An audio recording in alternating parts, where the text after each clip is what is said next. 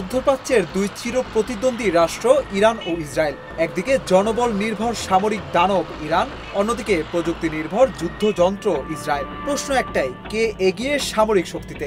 সেনা সংখ্যা ও বাহিনীর গঠন।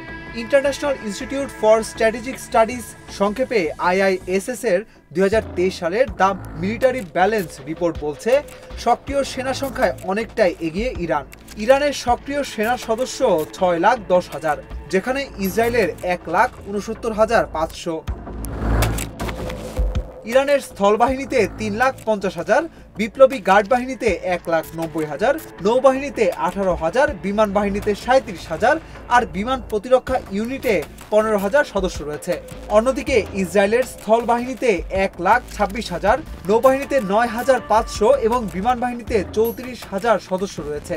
তবে রিজার্ভ ফোর্সে ইসরায়েল বেশ এগিয়ে, 4,65,000, যেখানে ইরানের 3,50,000। বাধ্যতামূলক সামরিক সেবা।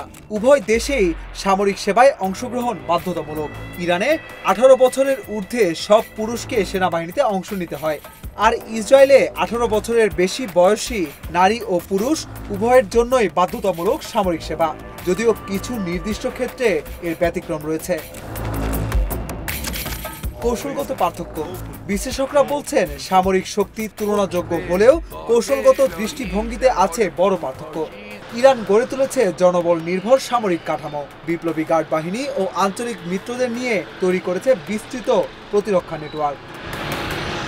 অন্যদিকে ইসরায়েল জোর দিয়েছে উচ্চ প্রযুক্তি নির্ভর, অতি দক্ষ ও দ্রুত প্রক্রিয়াশীল বাহিনী গঠনে, যেখানে আছে আধুনিক সাইবার ও ড্রোন যুদ্ধ সক্ষমতা। ভবিষ্যতের যুদ্ধের রূপরেখা। বিশেষজ্ঞদের মতে এই দুই দেশের সামরিক সংঘাতে প্রযুক্তিগত শ্রেষ্ঠত্ব, গোয়েন্দা তথ্যের নির্ভুলতা ও আঞ্চলিক মিত্রতা, এই তিনটি ফ্যাক্টরই নির্ধারণ করবে কে এগিয়ে থাকবে। একদিকে ইরানের ছায়াবাহিনী ও আঞ্চলিক প্রভাব যেমন কৌশলগত সুবিধা দেয়, তেমনি ইসরায়েলের উন্নত প্রতিরক্ষা প্রযুক্তি ও আন্তর্জাতিক সমর্থন তাকে শক্ত অবস্থানে রাখে। মধ্যপ্রাচ্যের এই দুই প্রতিপক্ষের মুখোমুখি অবস্থান যেন বারুদের স্তূপে আগুন। প্রশ্ন একটাই, পরবর্তী সংঘর্ষে কার হাতে থাকবে বিজয়ের চাবিকাঠি? জনবল না প্রযুক্তি? নির্ধারণ করবে সময়ই।